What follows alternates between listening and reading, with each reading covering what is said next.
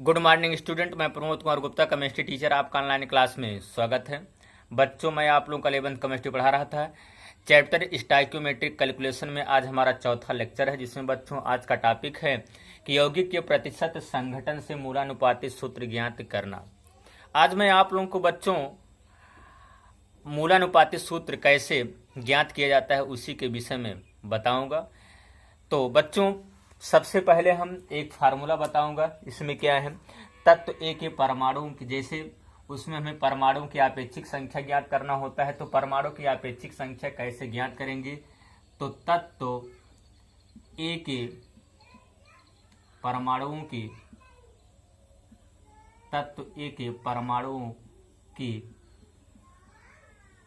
आपेक्षिक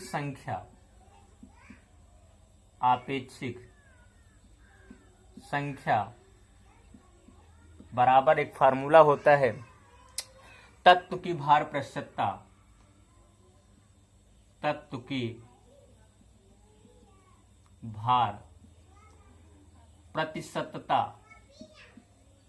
की भार प्रतिशतता अपान हो जाएगा बच्चों ए का परमाणु भार। तत्व ए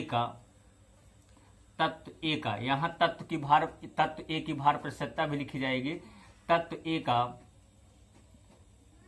परमाणु भार क्या हो जाएगा, तत्व ए का परमाणु भार। मैं आप लोगों को एक न्यूमेरिकल के माध्यम से बताने जा रहा हूं। एक न्यूमेरिकल है, एक यौगिक में बच्चों हम लिख रहे हैं न्यूमेरिकल नंबर 1 है। एक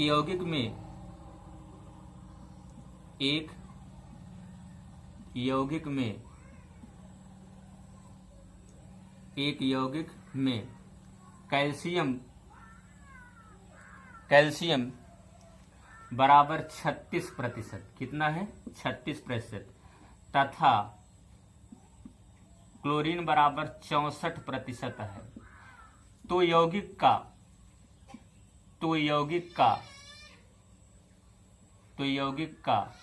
मूलानुपातिक सूत्र ज्ञात कीजिए। किसका, यौगिक का मूलानुपातिक सूत्र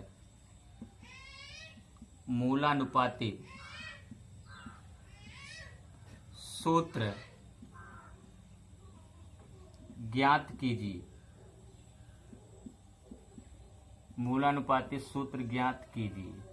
यही है बच्चों आपके सामने न्यूमेरिकल। तो इसमें हमें बच्चों यहाँ आप सारणी बनाना जान जाएंगे तो आप इसको बड़े आसानी से आप सॉल्व कर सकते हैं। तो यहाँ सारणी आप बनाइए, कॉलम बनाइए। पहला कॉलम हम बनाएंगे बच्चों तत्व, क्या बनाएंगे, तत्व। दूसरा कॉलम हम बनाएंगे तत्व की भार प्रतिशतता, या हम भार प्रतिशतता अर्थात तत्व की प्रतिशत मात्रा। दूसरा कॉलम रहेगा बच्चों परमाणुओं की आपेक्षिक संख्या। क्या, परमाणुओं की आपेक्षिक संख्या, परमाणुओं की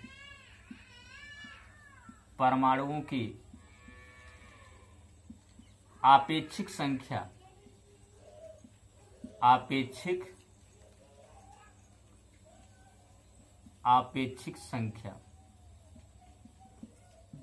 फिर उसके बाद अगला कॉलम यहां पर रहेगा बच्चों परमाणुओं का सरल अनुपात।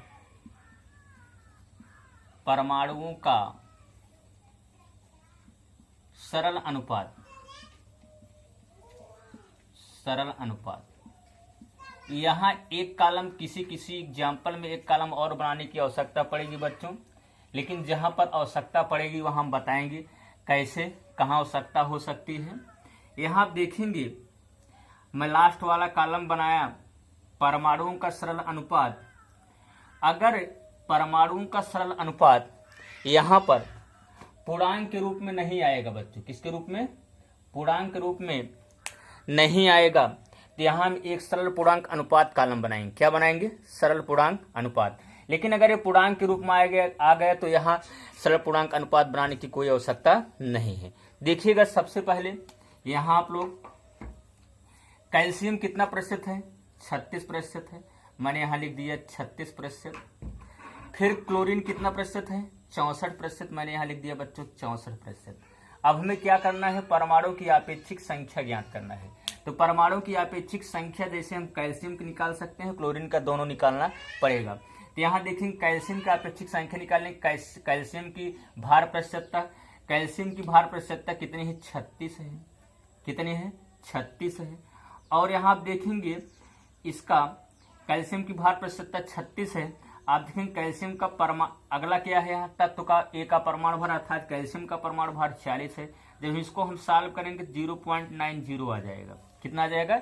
0.90। ठीक, इतना आ गया। फिर इसके बाद यहाँ क्या करना है? दूसरे के परमाणु का आपेक्षिक संख्या ज्ञात करना है। 64 है तत्व की भार प्रतिशतता, और परमाणु भार कितना होता है? 35.5 होता है। कितना होता है? 35.5 क्लोरीन का। अब इसको हम सॉल्व करेंगे, आ जाएगा बच्चों 1.80 आ जाएगा, 1.80। अब यहाँ में परमाणु की आपेक्षिक संख्या बच्चों निकल गई। जब परमाणुओं की आपेक्षिक संख्या निकल जाती है तो परमाणु का सरल पूर्णांक अनुपात कैसे निकाला जाता है? आप लोग ध्यान से सुनिएगा, कुछ है नहीं। तो परमाणु का सरल अनुपात इस प्रकार से निकाला जाता है बच्चों कि जो परमाणु की आपेक्षिक संख्या निकल कर आई है वो सब में जो सबसे छोटी संख्या उसे भाग देते हैं। सब में जो सबसे छोटी संख्या में क्या कर, सबसे छोटी संख्या से भाग देते हैं सब में। तो हमारा 0.90 है। तो सब इन दोनों में देखिए 0.90 में सबसे छोटी कौन है? 0.90 है। तो करेंगे क्या हो जाएगा? 1 हो जाएगा। अब देखिए इसमें किससे भाग देंगे? 1.80 है। अब देखिए इन दोनों में कौन छोटी है? यही छोटी है। तो 0.90 कर देंगे, बराबर कितना हो जाएगा? 2 हो जाएगा। क्या हो जाएगा? 2। तो हम यहाँ लिखेंगे यौगिक में क्या? यौगिक में कैल्शियम अनुपाते क्लोरीन अनुपाते 1:2। अतः यौगिक का मूलानुपाती सूत्र क्या बच्चों? मूलानुपाती सूत्र बराबर क्या हो जाएगा? CaCl2। क्या हो जाएगा? CaCl2। तो यौगिक का मूलानुपाती सूत्र बच्चों क्या आया? कैल्शियम क्लोराइड था CaCl2। यही निकल कर आया बच्चों आपके सामने क्या कि एक यौगिक में कैल्शियम 36% था तो क्लोरीन 64%। तो यौगिक का मूलानुपाती सूत्र ज्ञात की, यौगिक का मूलानुपाती सूत्र है CaCl2। ठीक, अब मैं आप लोगों को अगला सवाल बताऊंगा बच्चों, ध्यान से देखिएगा। अगला सवाल क्या है? इसको हम रफ कर रहे हैं, आप लोग वीडियो को रोक कर नोट कर बना सकते हैं। देखिए अगला सवाल है, थोड़ा और लंबा है, स्पेस नहीं होगा इसलिए हम छोटा छोटा लिखेंगे। तो यहाँ अगला सवाल है बच्चों, एक क्रिस्टलीय लवण में एक न्यूमेरिकल नंबर 2 एक क्रिस्टलीय लवण में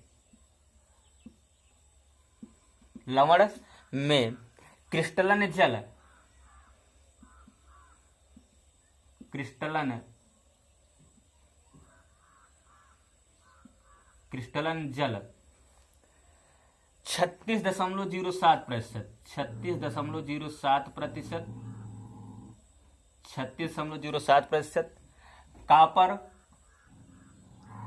25.46%, उसके बाद सल्फर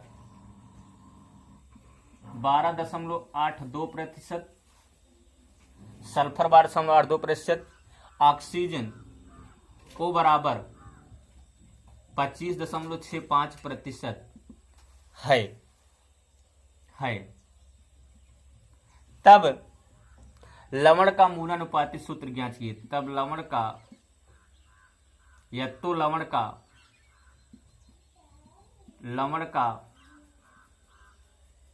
मूलानुपाती सूत्र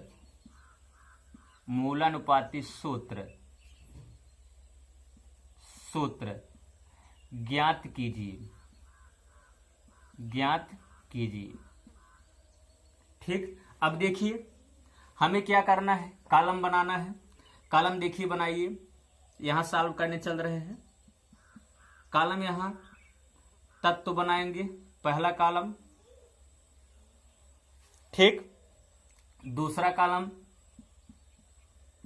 तत्व की प्रतिशत मात्रा, तत्व की प्रतिशत मात्रा दूसरा कॉलम हो गया बच्चों।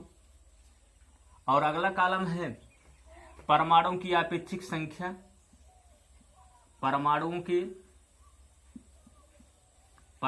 की आपेक्षिक संख्या।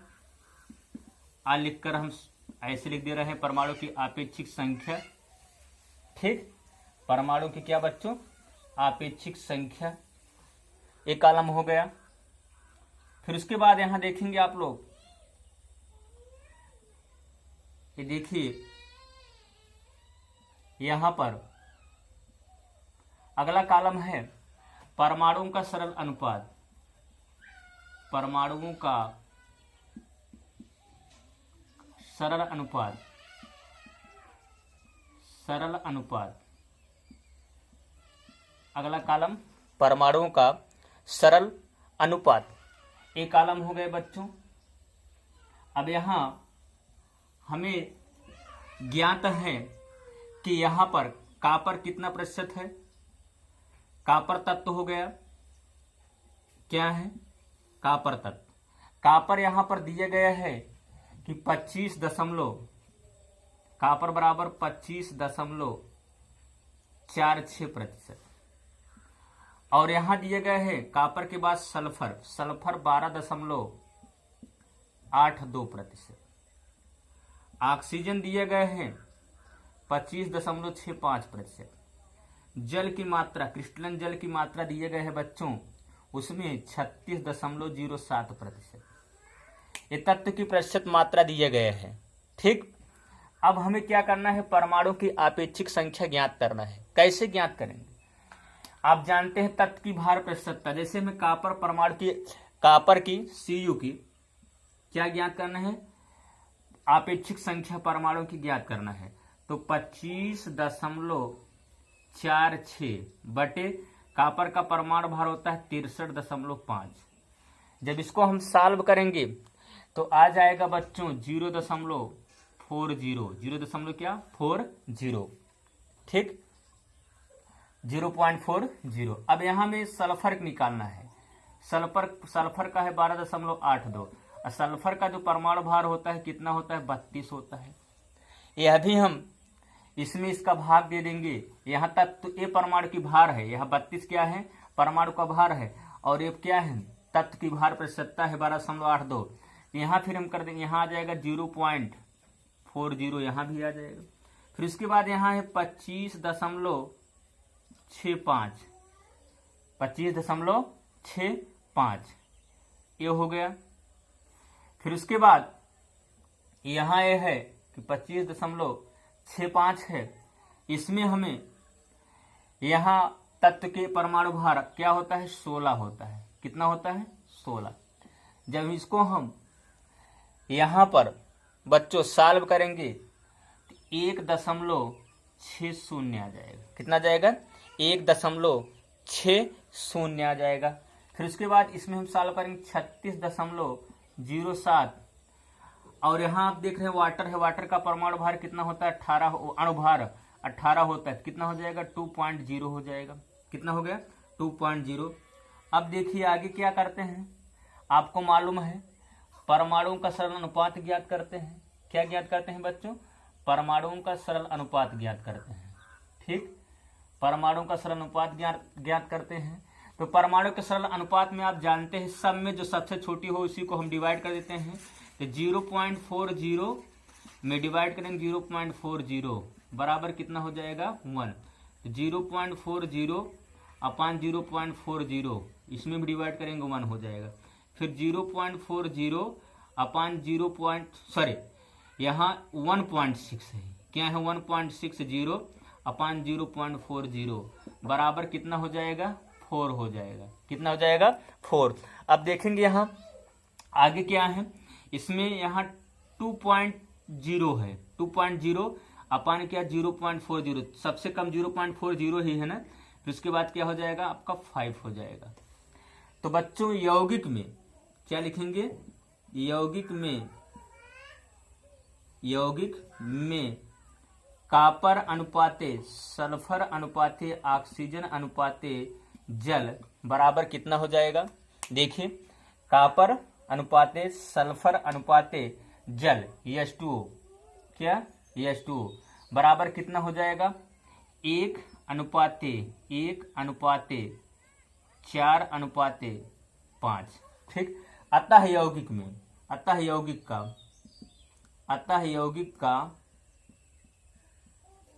यौगिक का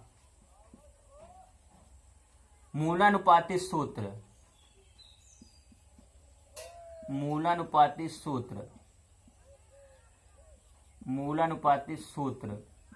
बराबर हो जाएगा CuSO4 × 5H2O। क्या हो जाएगा CuSO4 × 5H2O। ये क्या होगा यौगिक का मूलानुपाती सूत्र होगा। ठीक। तो बच्चों आज मैं आप लोगों को मूलानुपाती सूत्र पर 2 न्यूमेरिकल लगवाया, आप लोगों को बताया। यह टॉपिक बच्चों बहुत ही इम्पोर्टेंट है, 11th में है ही है, बल्कि किस में है 12th में भी यह टॉपिक है। 12th में वहाँ पर नहीं पढ़ाया जाएगा, आपको 11th पढ़ा दिया जा रहा है। अब मैं आप लोगों को मूलानुपाती सूत्र से और सूत्र ज्ञात करना आप लोगों को अगले टर्म पर बताऊंगा। आज के लिए बस इतना ही। आप लोग हमारे वीडियो को लाइक जरूर से जरूर कीजिएगा और हमारे चैनल को सब्सक्राइब कीजिएगा। और आप लोग यूट्यूब पर जाकर प्लेलिस्ट खोलेंगे तो आपके सारे चैप्टर के सारे वीडियो आपको सीरियल वाइज से क्रम वाइज से मिलेंगे। लेक्चर 1, लेक्चर 2, लेक्चर 3 आपको पढ़ने में आसानी होगी। Thank you. जय हिंद, जय भारत।